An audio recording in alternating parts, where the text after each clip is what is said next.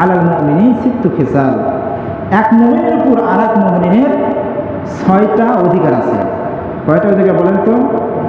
এই 6টা আজকে আপনি মুখস্থ করাবো ইনশাআল্লাহ। 1 নম্বর অধিকার, ইয়াউদুহু, তুমি কি করবে? ইজা মারিদা, যখন কেউ অসুস্থ হবে তখন তোমরা কি করবে? তার দেখতে সেবা যত্ন করতে যাবে। ইয়াউদুহু ইজা মারিদা। 1 নম্বর হক হচ্ছে আপনি মুমিন কিনা, আপনার ঈমান আছে কিনা এবার টেস্ট হবে। আপনার ঈমান আছে কিনা এটা টেস্ট। 1 নম্বর টেস্ট, যে কোনো ব্যক্তি আপনাদের গ্রামে আশেপাশে মানুষজন অসুস্থ হয়েছে তাকে কি করতে হবে? দেখতে যেতে হবে। আপনারা কি 1 মাসের মধ্যে একজনকে এরকম গেছেন যে একটা অসুস্থ মানুষের একটু দেখতে যায়? আমার অমুক আত্মীয় মারা মানে অসুস্থ অবস্থায় পড়ে আছে, যাই একটু হাফ কেজি ফল একটু দেখা করতে আসেন, এরকম হয় কি? তা আমরা বলি আমরা মুমিন, আমাকে ঈমান আছে। বলেন তো, লাভ না বললে আপনার কাজ করবেন, আমরা জানি। ইসলাম পুরোটাই ব্যবসা। ইসলাম কি? পুরোটাই ব্যবসা। আর এই ব্যবসার জিনিসপত্র কোথায় আছে?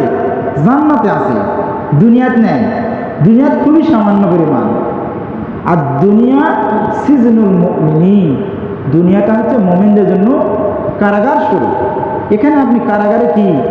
কারাগারে 3 বেলা মনে হয় খুব হাই ফাই খাবার দেয় আমাদের বাংলাদেশে, তাই দেয় কি? আবার আছে ভিআইপি লাউঞ্জে ভালো খাবার আছে, তাছাড়া খুব একটা ভালো খাবার নেই। 1 নম্বর হচ্ছে যে মানুষের আপনার সেবা করতে হবে। আল্লাহ রাসূল সাল্লাল্লাহু আলাইহি সাল্লাম বলেছেন, তোমাদের মধ্যে যে ব্যক্তি কোনো রোগীকে দেখতে যাবে, রোগী দেখতে যাবে সকালে যদি সে কোনো ব্যক্তি যায়, সকালে যদি যায়, সারাটা দিন 70,000 ফেরেশতা, কতজন? কথা বলেন না, কয়জন ফেরেশতা? না জোরে বলবে। হ্যাঁ, সবাই একসঙ্গে। যুবকরা মনে হয় মন খারাপ। কেউ তোমার মন খারাপ নাকি? কেউ তোমার মন খারাপ? তো দেড়া ধ্যান দেন যুবক মানুষ স্ট্রং না থাকবেন, এই বয়সে দেড়া ধ্যান দিয়ে বাদ বাকি 60 বছর দেখি করবেন, লাঠি ছেড়া তো কামই হবে না। আল্লাহ রাসূল সাল্লাল্লাহু আলাইহি সাল্লাম বললেন, কোন ব্যক্তি যদি সেবার উদ্দেশ্যে ঘর থেকে বের হয়, কয় হাজার ফেরেশতা? 70,000 ফেরেশতা সকালে বেরোছেন, একেবারে সুন্দর করে তারা আপনার জন্য দোয়া করবে, মাগফিরাতের জন্য। আল্লাহ মনে করে কার নাম বলি, কে বেজার হয়?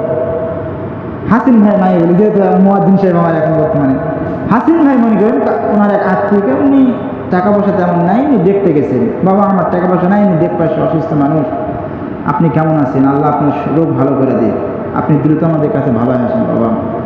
এই যে দেখতে গেছেন মনে সব আবার দেখা গা পাওয়ালারা ভাবে চলে আসছেন। আল্লাহ রাসূল বললেন, সকালে গেল, সারাদিন সুন্দর পর্যন্ত 70,000 ফেরেশতা বলবে, হাসিনকে আল্লাহ তুমি ক্ষমা করে দাও, আল্লাহ হাসিনকে তুমি কি করে দাও? ক্ষমা করে দাও। শুধু তাই নয়, আপনি তো কোনো ফলমূল কিনেন নাই, অথবা ফলমূল কিনাই গেছেন অল্প একটু, আল্লাহ রাসূল বলছেন, যে ব্যক্তি কোনো ব্যক্তিকে সেবা করার উদ্দেশ্যে কোনো ব্যক্তিকে যায় বা দেখতে যায়, এই অসুস্থ ব্যক্তি দেখার জন্য যদি কোনো যায়, তাহলে জান্নাতে যেরকম যতক্ষণ সে ওই রাস্তা যতবার যাবে, হাঁটা যাক, যানবাহনে যাক, যেভাবেই যাবে, এই যাইতে যে সময়টা হবে, এই সময় যেন সে জান্নাতি ফল সংগ্রহ করবে। সুবহানাল্লাহ। আপনি তো দুনিয়ার 1.5 কেজি 2 কেজি 4 কেজির ফল আপনার আমার মনে হয় বর্তমান বাজারের 300 টাকা কেজি মালটা, 250 টাকা কেজি আপেল, 400 টাকা কেজি বেদানা, আমার মনে হয় না 4 কেজি লেখো বর্তমানে আত্মীয় যাচ্ছেন। হঠাৎ নতুন যদি হয়, জামাই নতুন, কুটুম্ব নতুন, তাহলে জামাই লিয়া যেতে পারে। তা আপাতত আপনাদের এখানে নতুন জামাই কেউ নাই। আল্লাহ রাসূল সাল্লাল্লাহু আলাইহি ওয়াসাল্লাম বলেছেন, যে ব্যক্তি গেল সে যেন জান্নাতি ফলমূল কি সোজা ব্যাপার। একটা আম মটকার সমান, 1 মটকার ওজন 30 কেজি। কয় কেজি? বুঝেননি? জান্নাতে ফল 30 কেজি ওজনের ফল।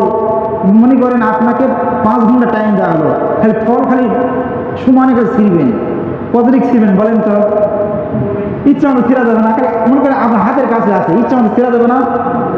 জান্নাতের ফলমূল কোনো সময় উপরে থাকবে না, জান্নাতের ফলমূল উপরে থাকবে না। তাহলে আপনি মনে বলবেন যে আমি আম খাবো, আমের কাছে আপনার মুখের আগে আসবে। যদি বলেন যে খামো, জুস করে খাবেন, তৎক্ষণে জুস হয়ে যাবে। সুবহানাল্লাহ। তাহলে সেবারও যদি কাউকে দেখতে যান সকালে 70,000, বিকালে যদি কাউকে দেখতে যান ওই রকম আরো 70,000। তাহলে আমাদের আশেপাশে কেউ যদি অসুস্থ হয়ে পড়ে থাকে আমরা দেখতে যাবো কি যাবো না বলেন তো? যাওয়া লাগবে।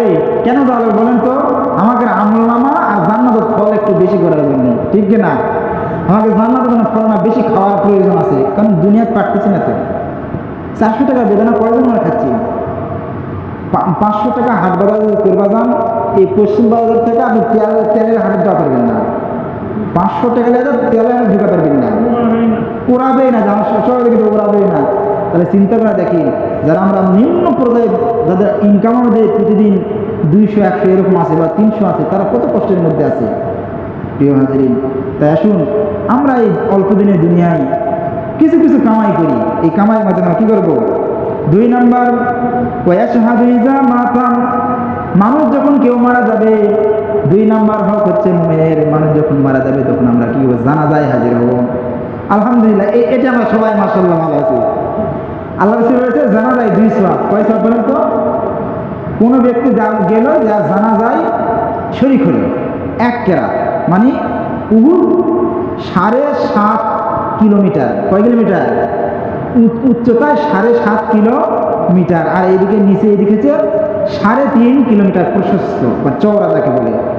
এত বড় একটা পাহাড়ের সমান সওয়াব আপনার আমলনামায় দেওয়া হবে। সুবহানাল্লাহ। কত হাজার হাজার কোটি কেজি এত সওয়াব আপনার আমলনামায় দিবে। যদি কোনো ব্যক্তি 2 কেরাত অর্থাৎ দাফন করা পর্যন্ত যদি থাকে, আল্লাহ রাসূল বলে তাকে 2 কেরাত সওয়াব দেবে, 2 উহুদ পরিমাণ সওয়াব।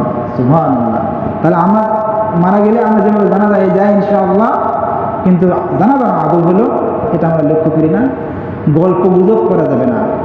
জানাজায় যাওয়ার প্রধান কারণ যেটা হচ্ছে, আল্লাহ এই যে বান্দাকে তুমি মারা নিয়ে গেছো, এই অবস্থা আমারও হবে, এইগুলা চোখে ছলছল করবে, পানি ছলছল করবে, মৃত্যুর ভয় হৃদয় ফিরে আনতে হবে।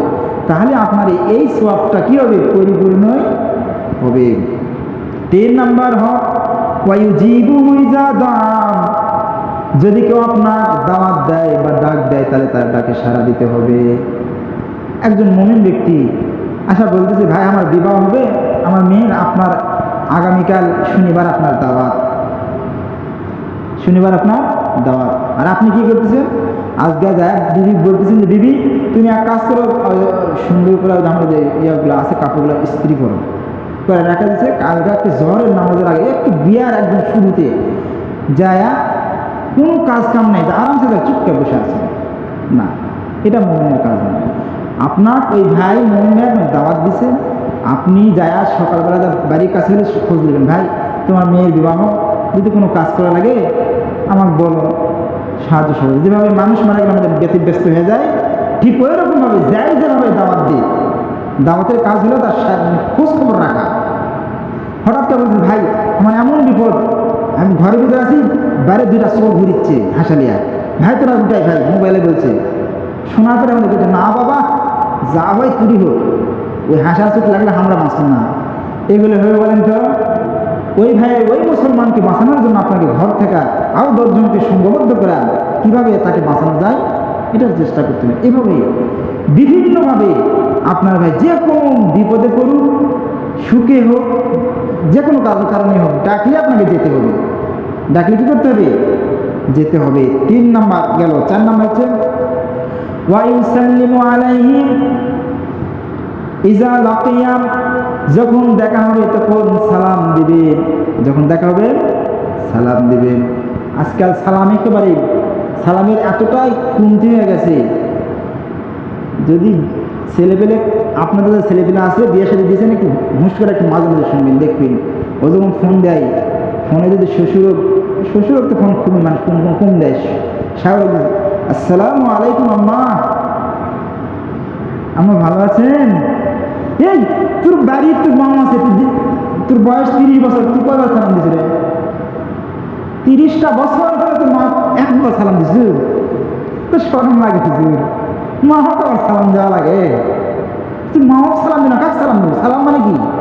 আসসালামু আলাইকুম, আল্লাহ আমার মায়ের উপর শান্তি বর্ষিত হোক, সুবহানাল্লাহ। আদমকে আল্লাহ সৃষ্টি করলেন, করার পর বললেন আদম তুমি ফেরেশতাদেরকে সালাম দাও। আদম আলাইহিস সালাম বললেন আসসালামু আলাইকা ইয়া মালাইকা। যখন বললেন আসসালাম, ও ফেরেশতা তোমাদের প্রতি আল্লাহর শান্তি বর্ষিত হোক, ফেরেশতারা বলল ওয়ালাইকুম ওয়ালাইকা ওয়ালাইকুম আসসালাম ওয়া রাহমাতুল্লাহি ওয়া বারাকাতুহু। ওনারা বারাকাতুহু বারা বললেন। এখান থেকে বোঝা গেল, পরবর্তী অন্যান্য হাদিস এসেছে যে রাসূলুল্লাহ সাল্লাল্লাহু আলাইহি ওয়াসাল্লাম সালামের মধ্যে সওয়াব কম বেশি আছে, সালামের মধ্যে সওয়াবে কম বেশি। আপনি যদি কাউকে সালাম দেন আপনার মনে ভিতরে কোনো অহংকার থাকবে না, বলেন সুবহানাল্লাহ। 2 নাম্বার হচ্ছে আপনি যদি সালাম দেন আসসালামু আলাইকুম, 10 নেকি, কয় নেকি? আসসালামু আলাইকুম ওয়া রাহমাতুল্লাহ 20 নেকি, আসসালামু আলাইকুম ওয়া রাহমাতুল্লাহ ওয়া বারাকাতুহু 30 নেকি। কেউ যদি বলে আসসালামু আলাইকুম ওয়া রাহমাতুল্লাহি ওয়া বারাকাতুহু ওয়া মাগফিরাতুহু, আল্লাহ রাসূল বললেন তার 4টা 40 নেকি, মানে সুবহানাল্লাহ, তার কয় নেকি? তার 40 নেকি। সালাম দেওয়া সুন্নাত আর সালামের উত্তর দেওয়া ওয়াজিব। সালামের উত্তর দেওয়া কি ওয়াজিব। আপনাকে কেউ যদি সালাম দেয় আপনার সালামের উত্তর এভাবে সুন্দরভাবে বলবেন ওয়া আলাইকুম আসসালাম ওয়া রাহমাতুল্লাহি ওয়া বারাকাতুহু, অতি সুন্দরভাবে বলবেন। এটা রাসূলের আদেশ, এটা আমার আপনার নয়, এটা রাসূলের আদেশ। আপনাকে সুন্দরভাবে দিতে হবে এবং ভদ্রতার সহিত নম্রতার সহিত। তাহলে আজকে থেকে বাচ্চাদের বললাম তো স্বামী স্ত্রী ব্যাপারে বলি। বহু স্বামী আছে বলছে হুজুর আমার সংসার সুখ নেই, বউ দিকে শরীর জোড়া যায়, ওর ফ্যাঁস ফ্যাঁসি শুনতে শুনলাম মেজাজ গরম। আমার স্ত্রী তারা শুনে আসেন দেখেন এইরকম একটা স্বামীগুলো, বা বিয়ে হয়তো কয়েকদিন, বা চাচি আপনার বিয়ে শাদী করেন তো 28 বছর হচ্ছে। আচ্ছা 28 বছর হচ্ছে, তুমি তো আমার চাচারা ঘর সংসার করে যাচ্ছি, বিয়ে হচ্ছে 28 বছরে। আচ্ছা ওই প্রথম দিনে বাসরাতে আপনি সালাম দিয়েছেন, একে সেরকম সালাম না পাওয়া হাত বেলা সব যা করে সব করেছি, বা ভালো কথা মাশাআল্লাহ। তো বাবার ওই যে প্রথম সালাম, এরপরে আর কোনো দিন তো বাবা যে ব্যবহার সালাম মতো আসে না, যে ব্যবহার সালাম মতো আসেই না। ঠিক উল্টা আবার স্বামী যদি জিজ্ঞাসা করেন তো স্বামী আহি করে, অথচ সালাম হচ্ছে বরকতের দিন। আল্লাহ রাসূল সাল্লাল্লাহু আলাইহি ওয়াসাল্লাম বাড়িতে যখন প্রবেশ করেন মা আয়েশা সিদ্দিকা বলেন রাসূলুল্লাহ সাল্লাল্লাহু আলাইহি ওয়াসাল্লাম আগে আমরা কখনো সালাম দিতে পারি না। রাসূল সাল্লাল্লাহু ঘরের ভিতরে প্রবেশ করার সঙ্গে সঙ্গে আসসালামু আলাইকুম ওয়া রাহমাতুল্লাহ। আল্লাহ বলেন যে ব্যক্তি, যে স্বামী তার স্ত্রীকে সালাম দেয় বা যে স্ত্রী তার স্বামীকে সালাম দেয়, এই ঘরটা হচ্ছে রহমতের ঘর। সুবহানাল্লাহ। সালাম মুসলমানের হক, মুসলমানের অধিকার। আমরা স্বামী স্ত্রী সালাম দিব কিনা বলেন তো? দিব তো সবাই? কথা বলবেন না, আমি দিবে না, মনের ভিতরে এখনো সন্দেহ আছে, শরমের নয় দেওয়া লাগবে। এটা তো ইসলাম আবার শরম আছে। গতদিন একদিন বলতেছে যে আল্লাহ নতুন এক মুসলিম রয়েছে, হ্যাঁ 2 দিন নামাজ পড়া করিচ্ছে না, শরমে মানে হারা গেছে। কিসের শরম? ইবাদতে কোনো শরম নেই, মানে সুবহানাল্লাহ, ইবাদতে কোনো শরম। ভাইরে মুহাম্মদ রাসূলুল্লাহ সাল্লাল্লাহু আলাইহি ওয়াসাল্লাম যাকে বলেছিলেন আমার পরে কোনো নবী হওয়ার যোগ্যতা থাকলে ওমর হতো, অথচ সেই ওমর রাদিয়াল্লাহু আনহু রাসূলের সাহাবীদেরকে পিটিয়েছেন, ঈমান আনার কারণে পিটিয়েছেন মক্কায়, অথচ তিনি কিন্তু পরবর্তী ইসলাম এনেছেন এবং দ্বিতীয় খলিফা হওয়ার যোগ্যতা অর্জন করেছেন। প্রিয় হাজিরিন, কার হেদায়েত, কার তওবা আল্লাহ কখন কবুল করবে আমরা কি ফিক্সড করে দিতে পারি? এজন্য ইবাদতে শরম নাই। আজকে বাড়ির যাই যারা স্বামী আছেন, যা কোনো সব নিয়ে যাই, মনে করে আপনি একটা পায়াক সালাম দিচ্ছেন আসসালামু আলাইকুম, আপনার স্ত্রী খুশি হবে, ওয়ালাইকুম সালাম বলবে, দেখবেন আপনার স্ত্রী এত খুশি হবে। আপনি যে টাকা পয়সা দেন, রাসূলের ঘরে সম্পদ ছিল না, রাসূলের ঘরে কি ছিল না? সম্পদ ছিল না এত, কিন্তু তার ঘরের ভিতরে রহমত বরকতের কোনো অভাব ছিল না। স্বামী স্ত্রীর মধ্যে এত মিল মহব্বত ছিল না। তিনি স্ত্রীদের সাথে আলাপ গল্প অনেক কিছু করতেন। তো যাই হোক, আমার বাড়িতে যাই কি করবো? সালাম দিব। এবং যে সকল যুবকরা আছো, তোমরা প্রত্যেক দিন সকালবেলা ঘুমোর থেকে উঠা যখনই, তোমাদের তো ফজর হয় না, মুশকিল ওই জায়গায়। যে ছেলের ফজর হয় না, কিভাবে ফজর করাবো আমরা? পিতামাতার দায়িত্ব হবে। যাদের পরে উঠো তোমার বাবা মাকে সালাম দিবে। আল্লাহ রাসূল বলেছে যে সন্তান পিতামাতার দিকে রহমতের নেক নিয়তে একবার তাকায় তার আমলনামায় একটা কবুল উমরা হজের সওয়াব দেওয়া হয়। সুবহানাল্লাহ। আমার আব্বা আমার আম্মা যে দিনে যে 10 বার যে রহমত দৃষ্টিতে তাকায় সালাম দেই, আমার আমলনামায় উমরা করা, এখন উমরা করলে 1,62,000 টাকা সরাসরি ওখানে ক্যাশ দিতে হয়। তারপর আসা যাওয়া এসে অন্যান্য খরচ আর 2-2.5 লাখ টাকা খরচ হবে। এই সওয়াবটা আপনি বাইক বসে থাকা পাচ্ছেন, বলেন তো এটা কি আল্লাহ তাআলা আমাদেরকে কম দিচ্ছেন? আমরা রত্ন চিনতে পারছি, মানে বাড়িতে আছে কিন্তু চিনতে পারতেছি না। এরপর 3 নম্বর ইউসাম্মিতাহু ইজা আতাশা, কেউ হাসি দিলে আলহামদুলিল্লাহ বলবো। কেউ যদি হাসি দেওয়া বলবো না হাসছো, হাসি দেওয়ার সাথে আমরা কি ওই ব্যক্তি বলবো আলহামদুলিল্লাহ। হাসির কেউ দিলে কি বলবো বলেন তো? না না, মনে করি আমি হাসি দিলাম আলহামদুলিল্লাহ, আর আপনার আলহামদুলিল্লাহ শোনার পর কি বলবে ইয়ারহামুকাল্লাহ। কেউ যদি হাসি দেয় কি বলবে আলহামদুলিল্লাহ। হাসি আসে কার পক্ষ থেকে? আল্লাহর পক্ষ থেকে। আর হাই আসে গাওয়া হয়, এই হাই আসে শয়তানের কাছ থেকে। এই জন্য লা হাওলা ওয়ালা কুওয়াতা ইল্লা বিল্লাহ। যাই হোক, এখানে হাসির কথা বলেছে। হাসি আসলে আমরা কি বলবো? আলহামদুলিল্লাহ বলবো। কেননা হাসির মাধ্যমে বিভিন্ন রোগ জীবাণু আল্লাহ রাব্বুল আলামিন আমাদের ব্রেন থেকে নিষ্ক্রিয় করে দেবেন। সুবহানাল্লাহ। এই জন্য আমরা আল্লাহ শুকরিয়া করবো, আল্লাহ আমাদের মাধ্যমে, এই হাসির মাধ্যমে আমার মাথার ভিতর থেকে আপনি অনেক জীবাণু আপনি সরিয়ে দিচ্ছেন। কারণ আমাদের ব্রেন তো সারাদিনে প্রচুর কাজ করে, জ্যাম হয়ে যায়, এই হাসির মাধ্যমে ওগুলো কি করে দেয়? পরিষ্কার করে দেয়। এরপর হচ্ছে 6 নম্বর ওয়ায়ানসাহু লাহু ইজা গাবা আও শাহিদা, উপস্থিত অনুপস্থিত সকলে আমরা কি করব? কল্যাণ কামনা করব। প্রিয় হাজিরিন, এই কল্যাণ কামনা অনেক বড় ওয়াজ। আপনাদেরকে সময় আমার শেষ। আল্লাহ রাব্বুল আলামিন এই 6টা হক আমাদের পালন করার তৌফিক দান করুন। 1 নম্বর হক কি ছিল বলেন তো? অসুস্থ হলে সেবা করতে যাওয়া। অসুস্থ হলে কি করবো? সেবা করতে যাবো। আমরা এটা কেউ ছাড়বো না, কারণ 70,000 ফেরেশতা আমাদের জন্য দোয়া করবে এবং জান্নাতে ইচ্ছা মতো কি করবো? ফল আমরা সংরক্ষণ করতে পারবো। 2 নাম্বার কি? কেউ মারা গেলে আমরা জানাজায় অংশগ্রহণ করবো, এর ফজিলত আমি বলেছি। 3 নাম্বার হচ্ছে যখন কেউ আমাদেরকে যে কোনো প্রয়োজনে ডাকবে তার ডাকে আমাদের কি করতে হবে? সাড়া দিতে হবে। 4 নাম্বার সালাম দিল কেউ দেয়, সালাম দেখা হলে কি করবো?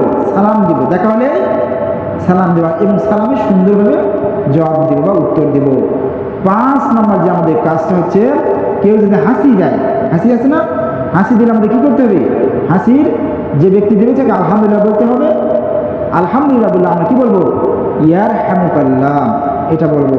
এবং সর্বশেষ 6 নম্বর, আমরা সদা সর্বদা উপস্থিত যারা আছে এবং অনুপস্থিত যারা থাকবে প্রত্যেকের জন্য আমরা কল্যাণ কামনা করব। একজন মুমিন ব্যক্তির প্রথম যে কাজ হবে, আমাদের সবার প্রতি আমাদের কল্যাণ কামী মন থাকতে হবে। আল্লাহ রাব্বুল আলামিন আমাদেরকে সেই তৌফিক দান করুন। ওয়া আখিরু দাওয়ানা আলহামদুলিল্লাহি রাব্বিল আলামিন।